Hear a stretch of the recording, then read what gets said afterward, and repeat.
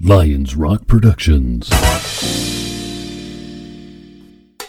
This is Jay Moore. This is Greg Proof. This is Dan. This Stone. is Dexter from The Offspring. Nathan This East. is Sebastian Younger. This is David Lapp. This is Stuart Copeland. This is Mick I'm Gillette. Christopher This is Knopf. Dr. Bob Greenberg. I'm Laird Hamilton. This is Rob Bell. Hey, this is John Leon Guerrero. Hey, I'm Mark Valley. Hey, and this is Pete A. Turner. Hey, this is John Leon Guerrero. Hey, and this is Pete A. Turner. And now, the Break It Down Show with John Leon Guerrero, Mark Valley, and Pete A. Turner. Today we've got an album fight. Hashtag album fight. Hashtag do the work. And we've got two epic, monster, all-time great albums. We've got sort of different weight classes, I'd say, John. We have the emergence of Van Halen with their debut, Van Halen. No band has ever come out swinging harder. And to take on a seasoned 11th studio album, Rumours from Fleetwood Mac, is a significant fight. And I can't wait to see what you think of it. You're right. Nobody has ever debuted like this. I mean, really, if we think back to debuts from any band, there were good debuts. Yes. Plenty Plenty of people came out with good debuts. But wow. I mean, this record stands up. And to a lot of people, and Van Halen had a lot of great albums, but to a lot of people, this was the best they had. And yeah, it's hard to argue. Right. I'll let you do the caveat because we always have to do this to inform the audience. Okay, well, the caveat is this. We love these albums, and that's why we're talking about them. And we're going to talk about one versus the other, and we're going to choose a winner. Each of us is going to choose a winner.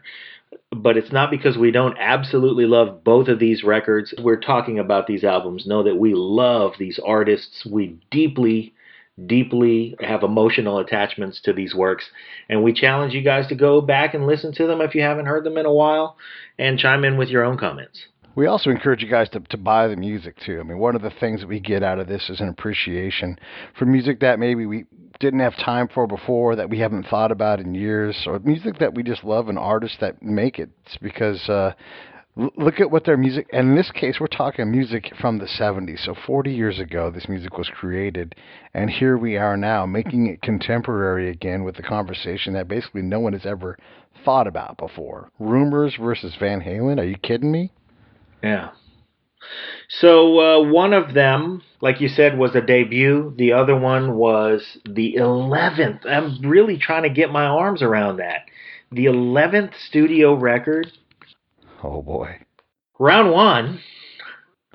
Well, we got Running with the Devil by Van Halen versus Secondhand News, Fleetwood Mac. Thoughts?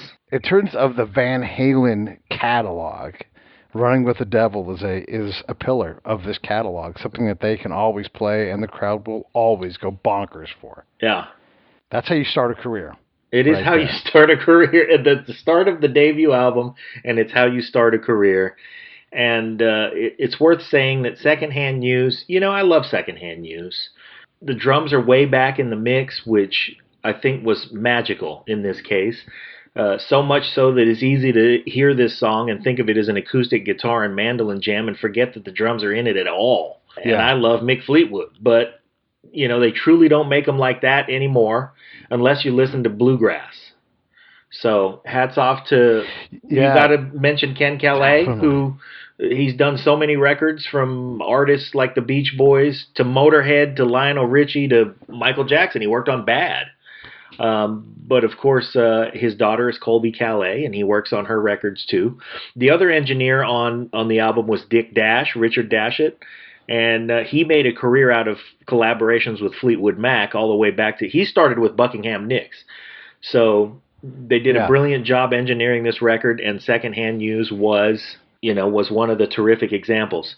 But to me, it gets its ass handed to it by Running with the Devil. I do want to say this too, because one of the things about Fleetwood Mac at this level is they have the artistry budget to do things like, we're going to play a Naugahyde chair in this song and get that sticky percussion sound. And those engineers, those producers know when to say that's too much. There's a lot of drugs, there's a lot of hate, there's a lot of anger, and there's this enormous well of things and ideas that they're pulling from. And sometimes that prog rocky kind of approach is great. But you're talking about a band. Look how many genres we're going to hit. We've already hit prog rock and bluegrass. We've got scatting in this song, when he does that bass line during the chorus. So many different things. This is a fit fighting band that's ready to go, but I think I have to agree with you. I went 10-9 on this round. Running with the Devil is just an ass-kicking song, and I think when Michael Anthony shows up in a song and really gets it, Van Halen has to be incredible in that song. And just that doom, doom, it sets the tone for what this guy's life that they're singing about, what it is. And I think it's an incredible thing, and it beats Secondhand News, and Secondhand News doesn't have to lose to many songs ever, but in this case I think it does.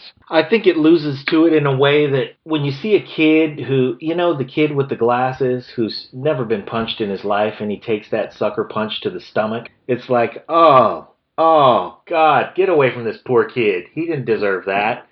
And that's really what I think Running with the Devil did and does, because you can really put it up against a lot of things, man, and it's tough to not just be brutalized by that song.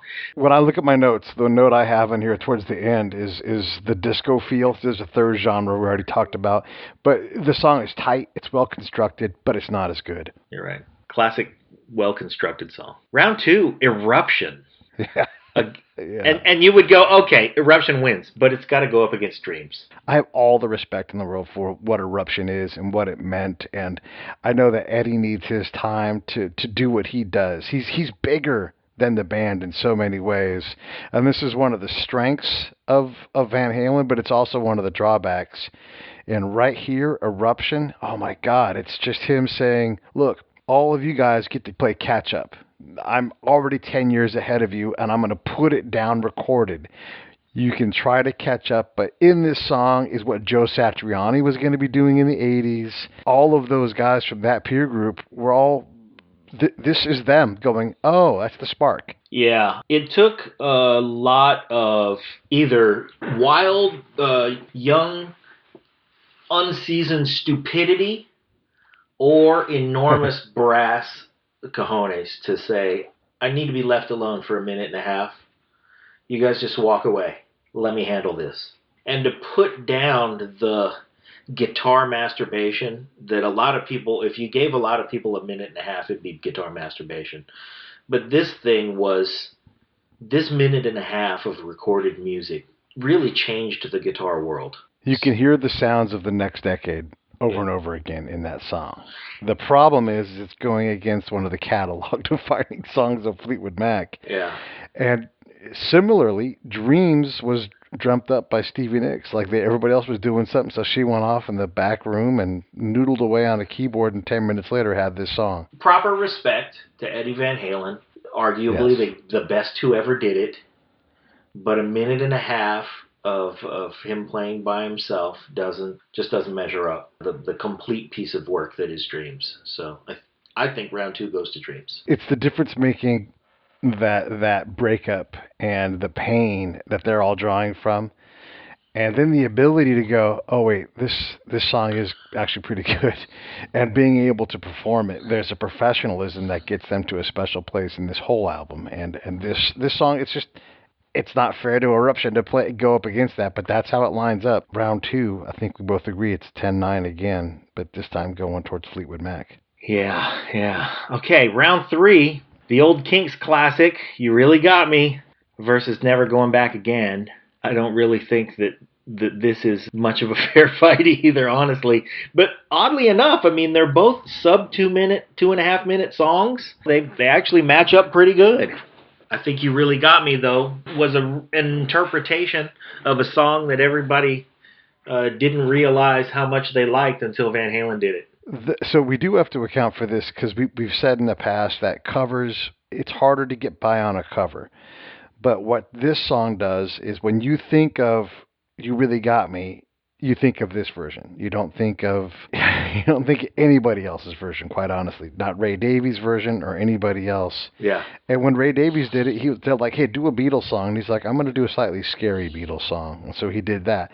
This one that Van Halen delivers is not a Beatles song. It's not a knockoff. So it's almost a cover of a cover, but it's better than what either of the other two groups could have possibly put together, I think. Yeah, I mean, we probably give a little more credit to an original piece of songwriting because it's an original piece of songwriting. But every once in a while, you do run into a cover that somebody steals from the artist. Yeah. You know, the original artist does it, and then somebody comes and says, you know, not only do I love this song, but I'm pretty sure I'm going to whoop your ass at it. Now, we can count those on one hand. I would say Got to Get You Into My Life by Earth, Wind & Fire was way better than the Beatles did it. Aretha Franklin's Respect, she owns that song. Yeah. People have completely forgotten that Otis Redding ever did that song. Who? Exactly. Right. Yeah. So those are, and what else you got? Can you think of any other cover? Well, obviously, you got to talk about Johnny Cash coming in and stealing Hurt, because he absolutely owns that song. But this is the short list. I mean, this is it's a short list. When you think of Nothing Compares to You, you don't think of Prince's version. You think of Sinead O'Connor's version. You know, and there's songs like that out there. Yeah. But that is the next Prince step. actually never He didn't release that song as a recording of his until after she did it. So she really did take. I mean, he wrote that song for The Family, which was one of those bands that was really Prince's excuse to put somebody else's face on a record that he made anyway. Yeah, I would even elevate that one to a different place for that reason too. That is her song. Sure. But you're right, the list is short. Whitney Houston singing I Will Always Love You. Yeah, right. Yeah, Dolly Parton sings the fuck out of that song and still performs it, but not like Whitney Houston. The version you think of is Yeah. So we are accounting for the cover and saying, yes, they did this. Here's the other thing. When I hear Never Going Back Again, it's part of this breakup album, but it's a little dated, and what it reminded me of was like an interlude or something you play in a movie. Like they get commissioned, hey, write something for Butch Cassidy and the Sundance Kid. You know what, that song didn't work out for us. We're going to go with, something by somebody else. Raindrops Keep Falling on My Head. It's that kind of song where it's a marketable song. But I just think the grittiness, that howl that David Lee Roth brings in, he performs this song great, and it's one of those times where Van Halen just gets the better of a very fit and trim and excellent Fleetwood Mac, but in this case, the bombasticness of Van Halen wins. I agree. Round 4 is Ain't Talking About Love versus Don't Stop. Wow. We're talking about two very divergent themes in these songs. One, cheerful optimism, looking for the horizon. Don't Stop Thinking About Tomorrow, which is inextricably linked at this point to Bill Clinton's second inauguration, for better or for worse, against Ain't Talking About Love, which, it's got the word rotten in it. It's angry. It is. And both of these songs play nonstop. These songs are iconic. And so really, whichever one you pick, you're picking a great song. And it's just one of those times where I'm going to pick one. I have to. Okay. And for me, the depth and the quality and the seasoning of Fleetwood Mac wins out over Van Halen here. Mm. Oh, man, it is so tough. I'm going to go with the raw, primal, dry humping that is Ain't Talking About Love. One of the reasons... I love it. And you're right, there's a lot to be said for the way that the songs have aged. There's a ton to be said for that, because really, Don't Stop has not aged a day. And it still has the sweetness. It still has all of those things. And, if you want to get technical about it, you can say, okay, it's got a timestamp on it. But Lindsey Buckingham's guitar solo is great. If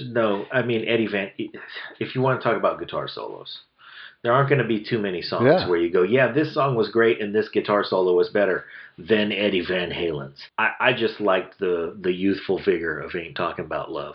Don't Stop. One of the notes I had in there is if you freshened up the drums and keys, just not that they're dated, but if you freshened those two sounds up, that song could play right now as a debut song for somebody and still be great. Mm-hmm. It's such a powerful song. And the one thing that I do see as being a problem for Van Halen is just every cut from Fleetwood Mac is so good. It's so balanced. There's so much quality there, and they're playing with such deep emotions in this album where they get it right. They don't overreach. There's just no missteps that if Van Halen doesn't get it swings in, it can be a problem. And I don't know what will happen next because I've got to go through my notes again, but this is such a close round for me. But I did give it to Don't Stop. I did. Round 5, I'm the One versus Go Your Own Way. The raw energy of Van Halen was great and still stands up. I mean, I listen to this record pretty frequently still, even though it's just celebrated its 40th birthday. I don't listen to Rumours as much. But here's where the separation that you're talking about is most evident for me, because Go Your Own Way, really polished, like you said, balanced piece of work. I'm the One.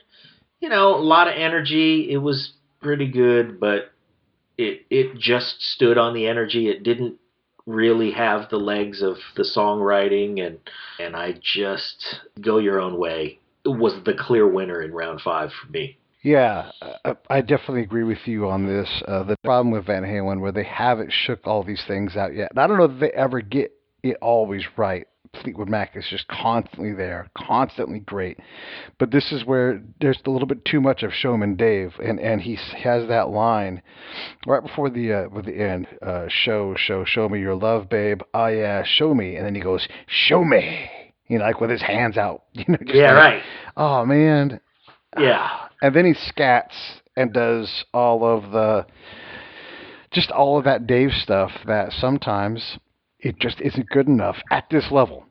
Yeah. The song is great. I love it. I love when Dave scats. I think it's hilarious, and I get a kick out of it. But while he's going, show me, the other lyric on the other side is Go Your Own Way. Uh-huh. Like that call and response, and it's just, go ahead. Go your own way. We're going to have a fight. You can call it another lonely day. There's so much to attach to and so much to reflect off of on Go Your Own Way that I'm the one that's just kind of left in the dust. Some of the way you write lyrics, too, and then how they approach it, the first lyric is loving you. Mm-hmm. Damn. That just sets it up right there, and it just hangs. And you're like, what happens next? Like, you just need to know. Mm-hmm. And this is how fights happen amongst lovers, like, of course I love you. And if you got to go your own way, then go your own damn way, Yeah. Like, still love you, And if I could, there's another line. If I could. It just hangs. Right. I would give you the world. Tell me why. I mean, those are the lyrics that are universal, that people go, oh man, I of course I've felt that way. And still, even though we can look at it now and think, wow, we all identified with it because we've all felt that, when you're listening to it, you're the only one. You attach to that emotion because you have felt it and it's your thing, and it's like, man, I wish I could tell somebody how good this song was. Well, guess what? 30 million people know how good this song is in 29 million different ways than you. And it's a little different for everybody. It's universal, but a little different for everybody. And that's what's magical about it. And that's what's so seasoned about this songwriting and why this album was so not just good, but important, I think, for the advancing of the art form. Which I'm going to give credit to Van Halen, too, because this record was also important for the advancing of the art form. And that's why these two get to fight it out today. So. Go Your Own Way also reminds me of, we talked about 52nd Street last week in my life, and it's the same kind of thing where we all identify with this moment, this fight, where you don't know, are you fighting about the end? Are you fighting about what you don't have now? Are you fighting about what you should have done? It's just so many things that we all identify with in a relationship and a fight that could be a breakup. And in this album, it fits in so nicely with what's happening there. I also love the drumming on this song. I didn't know what you thought about it. Oh, well, and it's a signature piece from Mick Fleetwood that shows what is so different about him. His drumming is very, I don't know really how to describe it except to say that he does not waste any notes. He's not the fastest, flashiest, but he's so musical, and he does not mince words. He doesn't even necessarily know what he's doing because he's a feeling drummer. Yeah. And I don't know. Am I a little late? I don't know. I just play it. Yeah. When you get that right, it stays right the whole time. I remember seeing at some point, I want to say it was somewhere around 79, 80, an issue of Playboy magazine that I snuck out of my dad's top drawer. And it had the music poll for Playboy magazine's music poll for that year. It showed the best this and the best that, and the favorite drummer was Mick Fleetwood. And I remember even then, I must have been, we were 10 years old then? And I remember going, really? Mick Fleetwood? Huh. And I've never forgotten that he was voted the favorite. Yeah. And so I've always been curious as to why. And I don't mean that I dispute it, but I knew that there was something there that the world got that I wasn't ready for at the age of 10. And Sure. have searched for what it is that made Mick Fleetwood so important right then. Because he's so, I hate to say these words, but let's say he's technically not the flashiest, not the, he's not an obvious winner out of speed but what he is it's like Charlie Watts. Charlie Watts doesn't play anything complicated practically ever. He just plays the most important, best thing right then. And that's what Mick Fleetwood does. Think about this. John Bonham is still alive when this album is made. Uh-huh. And this drumming is talked about as a peer and as better. So there is something in there that with what he does, well, I don't know what else you say. John Bonham and Neil Peart were still doing things right then at the highest level. So yep. I actually have this because, like you said, this is where the fitness of Fleetwood Mac comes through. I actually have this as a knockdown round where there's such a disparity between the quality of the songs that this is a 10-8 round where Van Halen has to take a knee. It's a difference-making song on this album with the format that we've picked. Yeah, I would agree with that assessment. But if we move forward to round 6, we've got Jamie's Crying versus Songbird. Yeah. Songbird has a special place in Bay Area lore because it was recorded at Zellerbach Hall on the campus of UC Berkeley. I guess if you want to compare, this is Christine McVie's Eruption. Not really. Yeah. But it is kind of. The thing is, just like Eruption, as amazing as it was, Lost Out to Dreams, I think Songbird, falls short of Jamie's Crying. Yeah, Jamie's Crying is at least a Van. If you're going to divide the eras of Van Halen up, and you go with Van Diamond, as I like to call it, but this is one of the songs that they have to play on the tour. Does Sammy have to sing this song? Yeah, actually, honestly, he does. It's that good. It's one of the songs that they get right. This is where they're emerging. Instead of being the best cover Van of the Valley, like somebody from Rolling Stone called him. Yeah, there's a whole lot of Jimmy Page in this song, but it's really good. It is really good. They really get it right. And when they don't, the one problem that Van Halen has, I think we've talked about this, is that there's just not enough ball to go around like a basketball team. Like everybody needs the ball. Alex needs the ball. You have to let Michael through because when he gets through, he gets there and the band goes with him. But David and Eddie also need the ball too. Well, Michael Anthony made a career out of not needing the ball. I mean, I think that as much as he deserves the ball, he's always been a passer. He's always been I'll take the ball down court, and then I'm going to hit you underneath where you can do your thing. or I'll throw up Yeah. an alley-oop.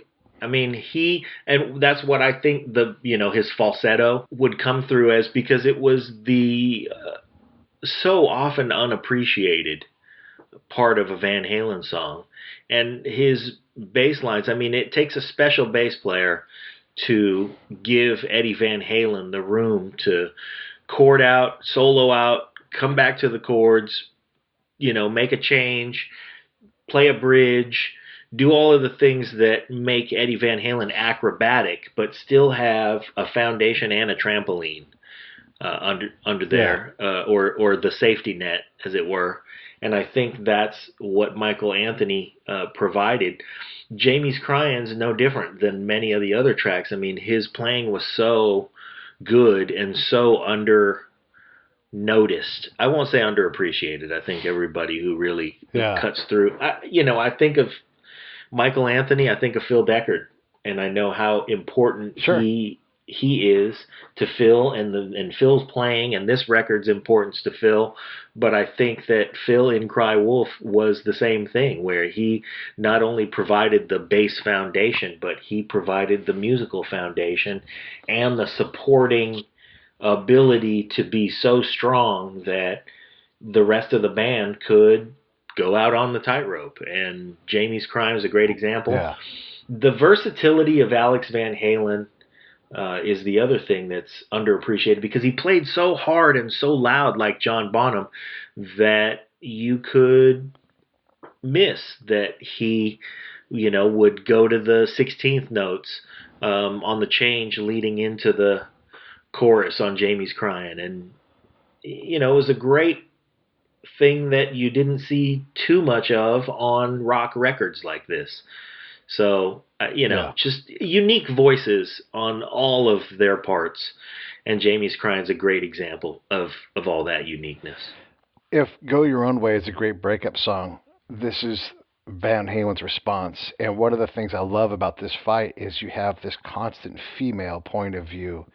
And even when the men are driving the music on the Fleetwood Mac side, it's got a softness to it because there are two female voices in there. Yeah. They are shaping the words, and it is more reflective. They're falling in love on the road with the people in the band, and that creates this great well. Here we have a breakup song, and it's sort of, we talked about Michael Hutchence in the Tony NXS fight and how smoldering he was, and he's like, I've got lust, and you're going to pay the price. This is the same kind of thing where David Lee is singing and saying, you can write a letter, but you know what that's going to get you.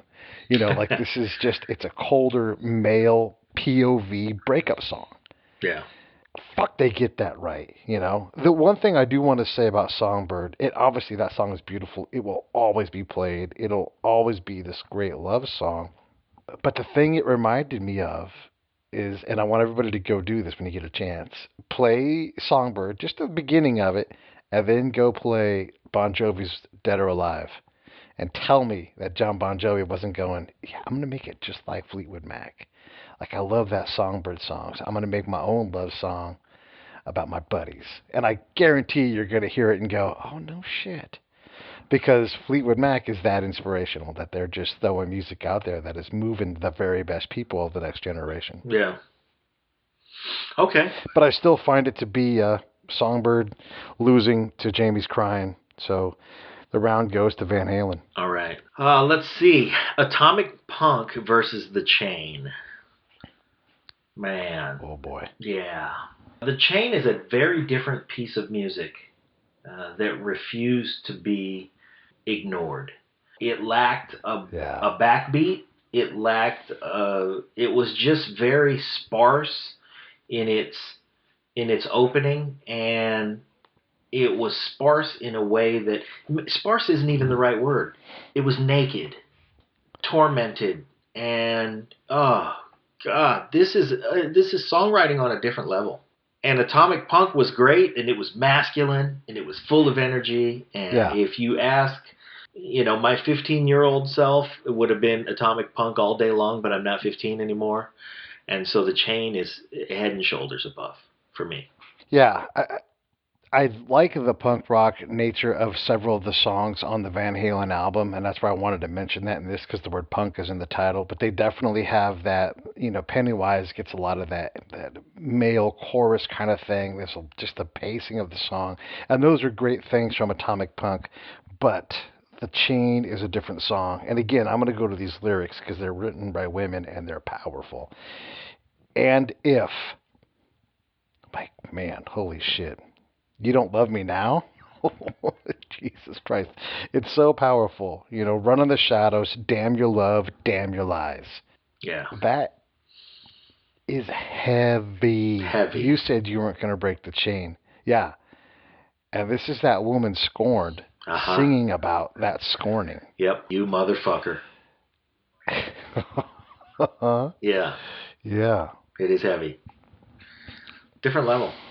And oh yeah, no, for sure. And it's where I keep thinking about this well of ideas, and then the ability to put together music that works and not overplay it, not overproduce it, not over experiment, and then to be able to stomach each other as all of this is raging and the coke is blowing up everybody's nose. To nail that, it's a very special time. They're moved by the art, and I think in this case, it's overwhelming Van Halen. When they get it right, and right here they do. Yeah, I read somewhere that I think it was Lindsey Buckingham said that the thing about Fleetwood Mac that made them special was that they made their best music when they were at their absolute worst. And not just Scott Weiland too. Broke up and fucked up, and that pain.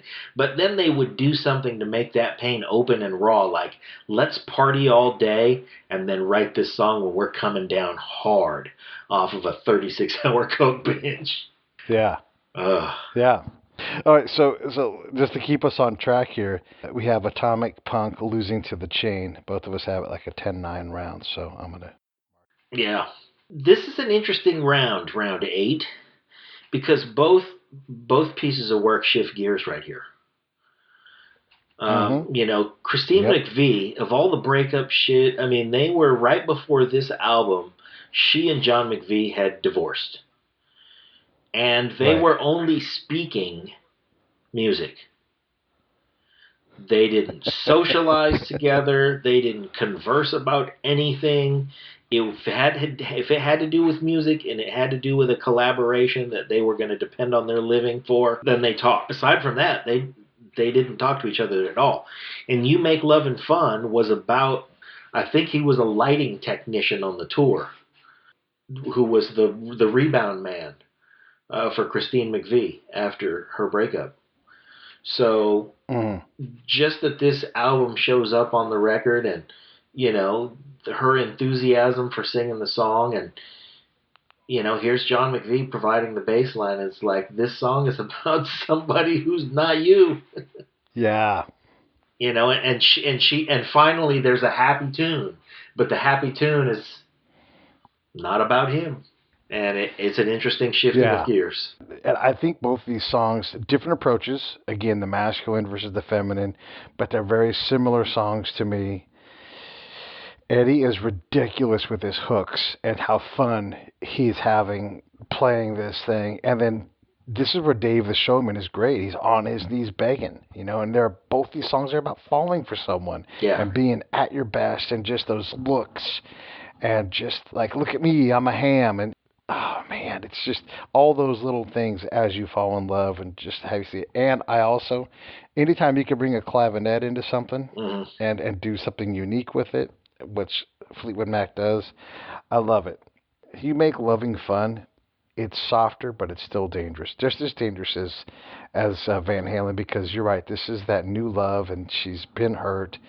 It's going to be okay. Like, she'd already sworn off, man, never again. God damn it, I'm never, and then here she is, looking at the light guy going, did you bring me a teddy bear? Oh, I haven't been brought a teddy bear in so many years, and then suddenly it's that. And that's pretty cool. You're right. Musically speaking, Eddie did some really neat things. It was kind of solidly a Van Halen song, but kind of a departure from the darkness of the rest of this album. Feel Your Love Tonight was pretty cool. And, there was some syncopation that was cool, and there was it's a strong song, and it's a good song on this record. The singing is great on that song. Yeah, that's true. And then we go back to Michael Anthony and that falsetto. Yeah. I also want to say that, I pulled up because you had, let's see, track for track. I had to go to the track listing on Wikipedia for Van Halen. And the thing that's at the very top of my screen, because I'm looking at the track listing in the middle of my screen, is a sentence that says, on April 15th, 2013, David Lee Roth was interviewed by Jay Moore for his podcast, where he selected the album as his favorite Van Halen album. This episode of the Break It Down Show is brought to you by Lions Rock Productions. That's us. We publish, evaluate, and develop podcasts just like this one, consult others to build their own, and create associated content and content marketing strategies. So if you're launching or expanding your social media presence, your business, or your personal brand, or if you just want to take your media presence to the next level, reach out to us on Twitter at Pete A. Turner or at JohnLG69. at the Break It Down Show. There's 1,000 ways to get a hold of us. Now enjoy the show. Now, Yeah. This is such an ambiguous sentence, I'm not sure whether they're talking about the subject of the sentence, David Lee Roth, or I guess that would make Jay the object of the sentence when they use the pronoun he. One of these belonged to one of these guys as their favorite album. I'm going to say it was David Lee Roth because I think Jay's favorite Van Halen album is Fair Warning. But I could be wrong about that. I just thought it was neat that that's the sentence that's sitting there. Yeah, and that was mentioned on Twitter today too, as we talked about these albums. Oh. So it's fun to mention that. So did you score this? You Make Loving Fun, or Feel Your Love Tonight? Which way did you go? I lean toward Feel Your Love Tonight. And I'll tell you why. Nothing musical, although I did like the music. I just felt bad for John McVie. I felt terrible for John McVie, so I can't let that song win. It's like, oh, somebody else makes Lovin' Fun? Ouch. Right. And it wasn't attributed to her dog. That's great. Yeah, right. I love you too. I hate you, but I love you too much to hurt you like this. So let's just we'll blame it on the dog. I'm matching you on that. Okay. It's a song that I wouldn't blame anybody for seeing it the other way. Yep. But I'll take the men's choir over You Make Loving Fun. So yeah. Feel Your Love Tonight wins round 8. I think Feel Your Love Tonight aged better, too. Okay, here we go. Little Dreamer versus I Don't Want to Know. Well, neither of these songs are what make the album great. Fleetwood Mac has a deeper well of ideas and emotions and tools to draw from. But Van Halen has the bigger beach muscles, They got the big biceps and the huge back, and when they put it all together, it sounds great. I don't think either band gets there in these songs. I mean, these are great albums, so to miss once or twice isn't that big of a deal. But this is that time when neither band is at their best. It's funny how we get to track 9 of albums, and this is really like round 9 of a match, and people start getting tired. And I think that's what happened here. But we got to pick one. Which one are you picking? Yeah. It's not that I don't like these songs too, but I do like...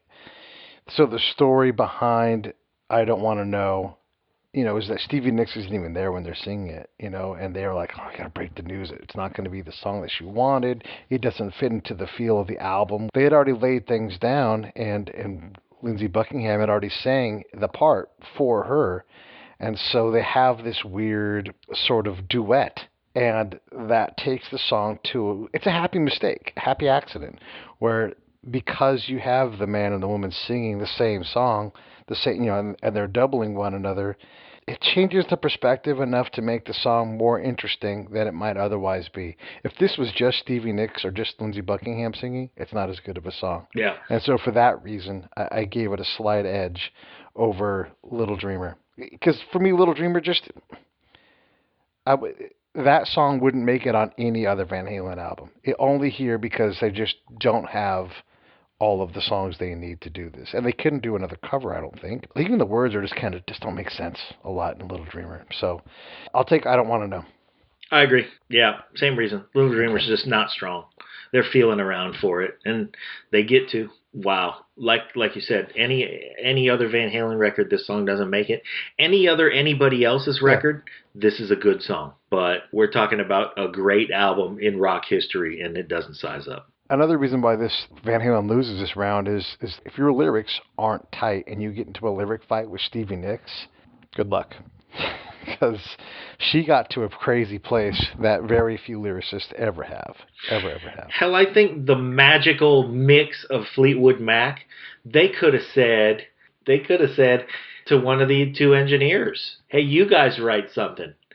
And I think you or I could have been sitting behind the mixing board, and to hear that group of people say, Pete, we're depending on you to write something, you'd probably write something greater than you thought you were capable of writing. I mean, I think there's just a magic in that combination. This goes right back to that whole thing where, her feelings were hurt that her song didn't make it, but she found the artistic integrity to go out and put this song out to where it needed to be.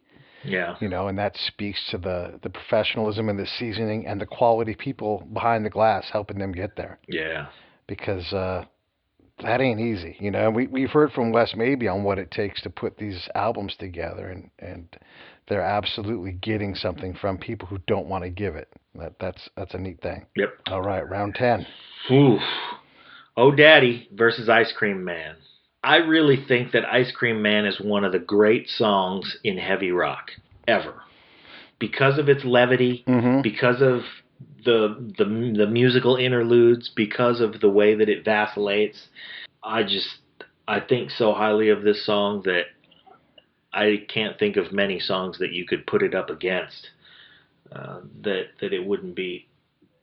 And in my opinion, it's not a fair fight when you put Ice Cream Man up against anything. Oh Daddy, that was for Mick Fleetwood, and it's I've said I love Mick Fleetwood, but I'm going Ice Cream Man. Well, I'm with you 100%. Again, we have to cover the cover aspect of it. When John Brim wrote this song, it doesn't compare to what Van Halen did. And the good news is that he got paid a lot of money over the years in royalties. And he was able to do things he wouldn't have otherwise been able to do. And that's just the God's honest truth. And that falls into the category of that song belongs to Van Halen, and they pay John Brim for writing it. It's just, that's how it is. And there is a playfulness, but there's also a dark underside to this song, because you really don't know what the fuck Dave is talking about. Ice Cream Man? Is this like a sexual innuendo? Is it just fun? Is it Dave the Showman? And that's what Dave the Showman does. He creates this world where you're reckoning with what he means. And that's huge as a frontman, to get the audience to not think about anything else but you and how you're presenting the song. Yeah. And it absolutely is a masterwork. It is a masterwork. The choice to do a John Brim song, to do a Chicago blues song, and specifically to do Ice Cream Man, was a great choice. And what it did was it educated a generation of listeners. That's really what Van Halen did, and to David Lee Roth's credit, he had a lot to do with it. It educated a generation of hard rock music listeners to places where the roots of the music had become no longer noticed. And this was one of the important things that made young men who were zit-faced, long-haired, guitar-playing kids, and it turned them on to John Brim. Great job. This song is awesome, and it wins. The thing I want to say about this, again, is this David Lee Roth bringing home a song like he knows how to do. I got a little nervous with Eddie because there's a lot of him in this song, but that's part of the fun of Eddie. He's on that high wire, and he's doing backflips, and you're supposed to be nervous that it's going to be too much. And he stayed clean. He stayed up there. It's like, oh, thank God. He didn't go for that triple backflip. He did all the tricks. It was great. And okay, good. That's when Van Halen gets it right. He bothered to stick the landing. Yeah. Sometimes he bites off too much, and you're like, I wish you would just let this song be this song. But he gets to decide that, and I get to deal with it. And on this song, I love it. I love how he did it. Definitely, we agree. It's 10-9. And so the last big round, yeah, wow. It has come down to, and this is a great fight, but it has come down to, let's see, what has it come down to? My goodness. On Fire and Gold Dust Woman. Uh-huh. Wow. Yeah. Gold Dust Woman is strong. But we, last week, had a conversation on Twitter about album closers. And as much credit as we have given the Van Halen debut for being a debut, one of the reasons that it's a great debut is the way they brought it home. And they brought it home hard and heavy and with fire. I'm leaning on Fire on this one. It was their big closer, and it was their statement of, we're here, motherfuckers, you got to deal with us. And I love it. Well, I go the other way. Honestly, I think Stevie's song is perfect. Like, we hadn't really dealt with the drugs and everything that they were doing. They hadn't really realized it, but they had opened for Jimmy. They had opened for Janis. They had seen it just a few years. I mean, think about it. This is 5 years after those people had died, and they're in the studio, 4 years later? And so she's writing this thinking, is this us? Are we doing the same thing? Are we doing this? And oh, wow. And so the words, the self-reflection, I think they closed the album out strong. But this is the whole thing with me, with Fleetwood Mac on this album. Just the well of ideas, the emotions, the thought of saying, hey, we're going to break glass in time with your singing, so that there's just danger and these problems that are being, who thinks of doing that but a band that is well seasoned, well engineered, well produced. And they pull it off for me. They really, whatever Van Halen needed to do, they did in the song before with Ice Cream Man, but they weren't able to do the same thing here.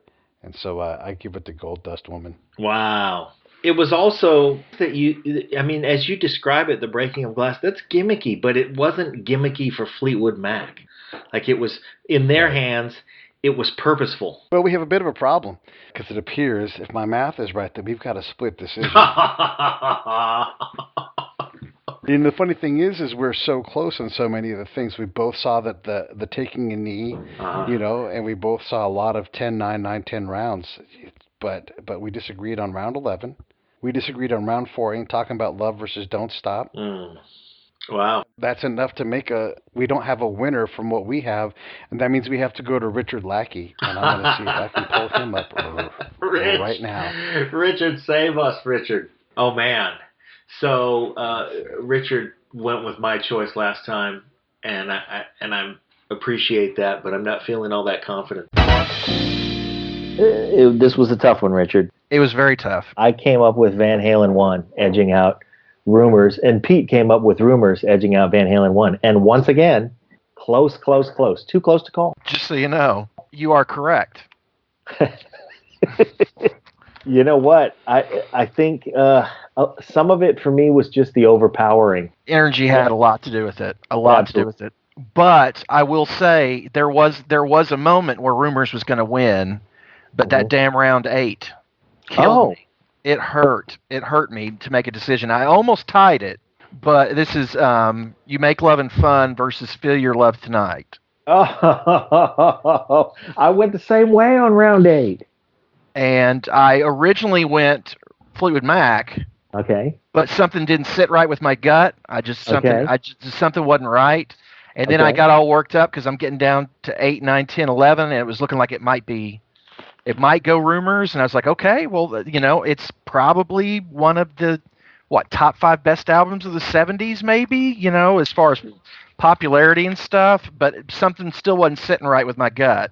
30 million people would agree with you. And what was that? Wayne and Garth used to say that it came in the mail with boxes with samples of Tide or something like that. And I hate it because I kind of dumped on Christine McVie this whole time. But it's just something about it. It's an iconic song of theirs and everything, but just the energy of Feel Your Love. We all had that going to Van Halen, just so you know. So where else did you feel like it was? Can I tell you why I went with Feel Your Love? I went with Feel Your Love because it was the winner. But what made it easy was that You Make Lovin' Fun was about Christine McVie's Rebound guy, and he was a lighting tech on the tour. Mm-hmm. She and John McVie had just divorced. So I felt like, you fucking bitch. It's a little uncool, but I mean, you're talking about literally probably the greatest breakup album in the history of rock and roll. Absolutely. So it completely thematically. I just the song is a little bit, and this is one of my kind of reference points.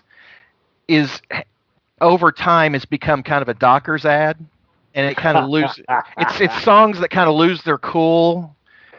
Because the kind of how they come down through the years, through the zeitgeist and everything, and it's a little bit. And Feel Your Love Tonight is just so much energy and just so tight, and just I put a note that this is heart versus crotch as far as the two albums. We're talking about Happy New Courtship.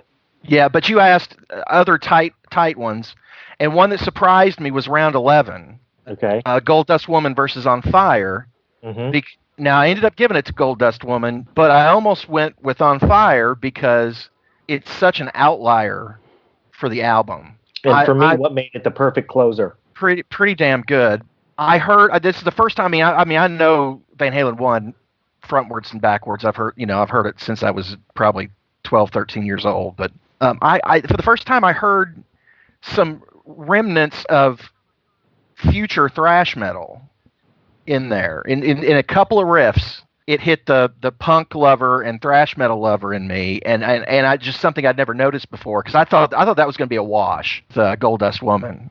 But it almost that was a close one. That almost went tie, but then it just I can't go against Stevie. You could definitely hear the influence that punk was having on how Eddie played and the pacing and everything. Especially this album, because there's a few songs that are just classic, iconic Van Halen sound. In fact, where they're kind of coming into that sound that you're going to hear in the next few albums, and especially even going into 1984. Tell me how you did Round 4, because that was one where John and I diverged a little bit. Ain't Talking About Love versus Don't Stop. This was the easiest round for me.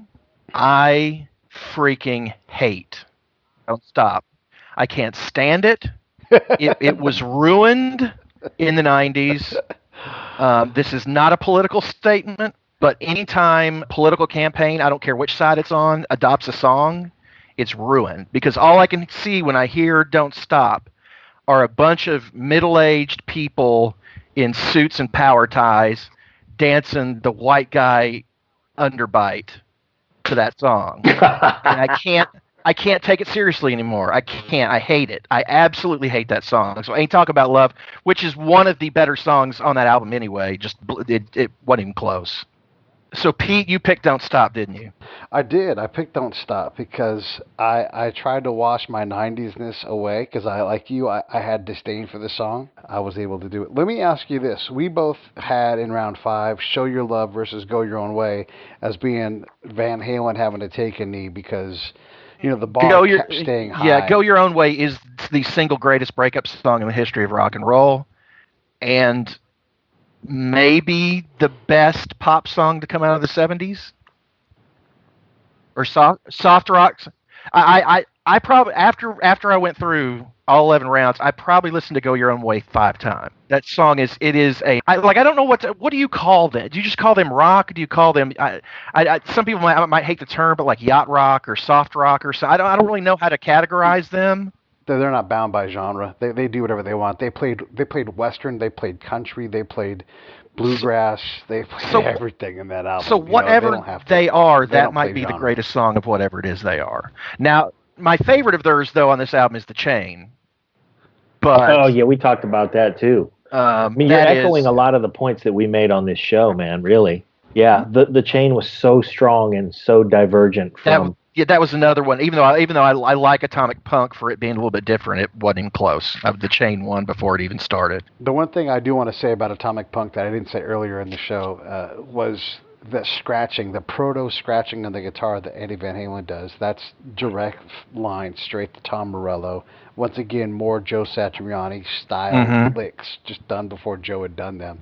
So even though Atomic Punk does lose to The Chain, we all agreed on that. God damn, there's a lot of influence in that song over the next 15, 20 years after it was played. So 2 huge albums, 2 enormous, I mean, like, to say the best rock pop song to come out of the 70s, plus the best breakup song, I mean, that's just enormous kudos to throw on an album that at the end doesn't have his hands raised. And good on Van Halen for coming out hard like they did. It's just the energy. When you listen to this does not sound like a first album at all. That's one of the first notes I made on Run with the Devil. It's like, this does not sound like the first song on a band's first album. It sounds very mature. You know what it really said? The beginning of this record sounds like Bo Jackson in his rookie season hitting a home run at his first at bat. And then to put an instrumental second. Balls. That's exactly the size of, round 2, the balls to go solo second song. Yep, that's exactly what I wrote. I'm going to take your Bo Jackson thing and I'm going to make it even better. The first thing Bo Jackson does in his first at bat is he crushes a home run right down the left field line, but he hits so high the umpire can't decide if it went around the foul pole or curved in front of it. It turned out it was actually a home run, but they made him bat again. So the next thing he does, right, this guy hits a rocket to left field in his first at bat. Doesn't count. He hits a 2-hop ground ball to the second base and legs out a single. And everybody's like, wait, what? I mean, how many people beat out a ground ball single to second? He beat the throw. So there you go. That's exactly like, all right, that doesn't work. Now is this the best album from both of these, do you think? Yes. Because that's kind of what the conclusion I came to. Yeah, I agree.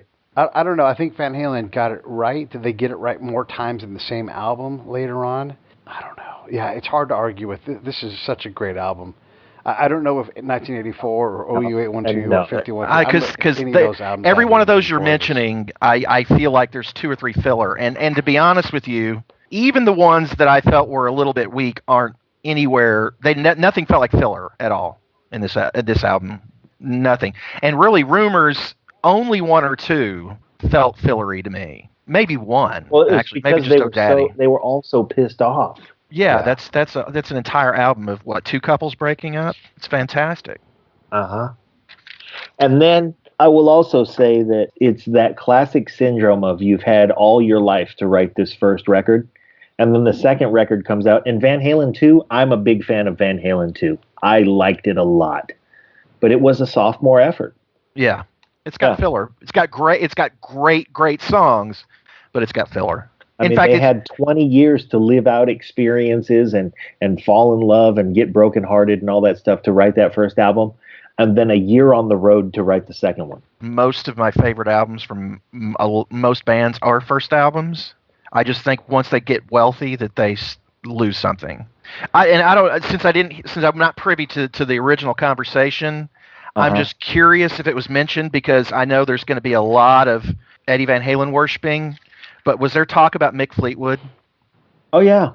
Okay, because for sure he makes Go Your Own Way in the Chain. If not for him, those songs aren't those songs. Well, and oddly enough, he does something for Secondhand News that you don't even realize he's there. And, there was a lot of Mick Fleetwood. I mean, he's so subtle, but he doesn't waste a single note. He does not waste. Because, Eddie Van Halen, we all know who Eddie Van Halen is. Yeah. And everything is fantastic and revolutionary and all that kind of stuff. But Mick Fleetwood just, man, he is so good on those 2. On all the songs, but on those 2 songs in particular, I just really wrote a lot of capital letters. I don't know how, this is not a fair comparison, but if you take like a Cher costume with all the fucking headdress and the glitter and all that shit, and that is spectacular and you can't ignore it. And that's Eddie Van Halen's playing. Right. And it deserves and I love Eddie Van Halen. I'll never have enough words. But Mick Fleetwood is just that chick in a cocktail dress with those badass hips. And she's just wearing that black cocktail dress again. But Jesus, This was extremely difficult, but very fun and satisfying too. I was desperate to have this conversation after I had finished my analysis. Like all day, I'm like, I just have to get this off my chest.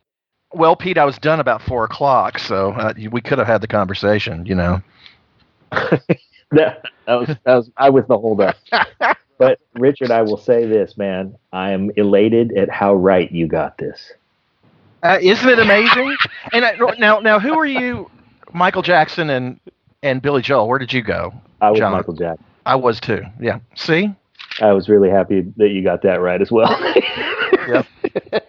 I'm going to find a new third judge. That was another very, very, very, very close one. But this is what's incredible about this exercise is you get to go back and really look at things and look at the lyrics that were written in the context of the times and all these different things and really get a chance to examine these albums. I never would have thought that Van Halen 1 and Rumours were even anywhere near each other.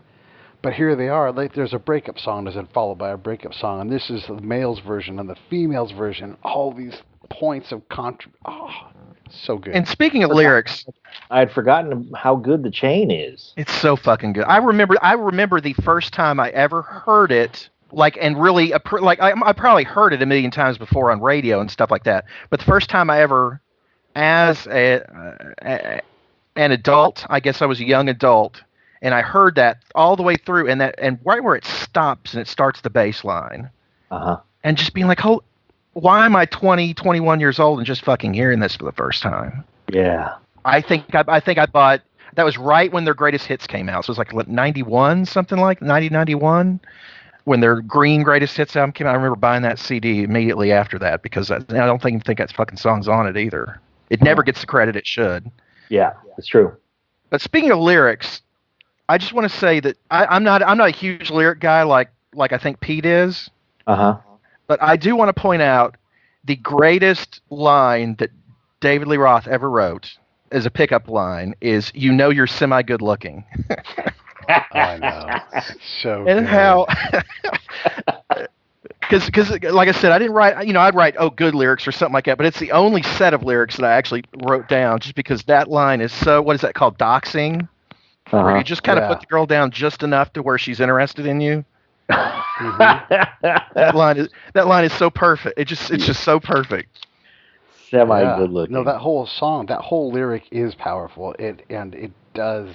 Oh, it's such a good song. And I wish I could have. I don't think I picked. I think I picked whatever the fourth song was. That's "Don't Stop." It's Yeah. like god awful Right. fucking Dockers ad. Mm-hmm. Yeah. But let me ask you a question. I'm going back to the chain again. I keep going back to it, but where is that music? You can't hear that now, right? Yeah. Correct? Yeah. I said these words. They don't make them like that anymore. I said this song can only be from the 70s. Is exactly what I wrote. You don't hear this. Yeah, you don't. They Maybe don't like that anymore. But I did write maybe Arcade Fire, maybe Fleet Foxes touches that, but just the whole structure of that song, you just don't hear the kind of bombast and audacity at the end of a song like that, especially a song that's not necessarily quote unquote heavy, but it's just got that just killer final portion of it. You just can't hear that music. It's a shame. Nobody writes, even they didn't write music like that after the 70s. I think Jack White, he could get close to something. In his side projects, sure. But would he get there that many times? Like in this album, I mean, Go Your Own Way. You could have the same conversation about who was writing that song now. You do not, no, you don't hear, like, especially, I mean, one would argue this is 70s pop, or what pop would have been in the 70s.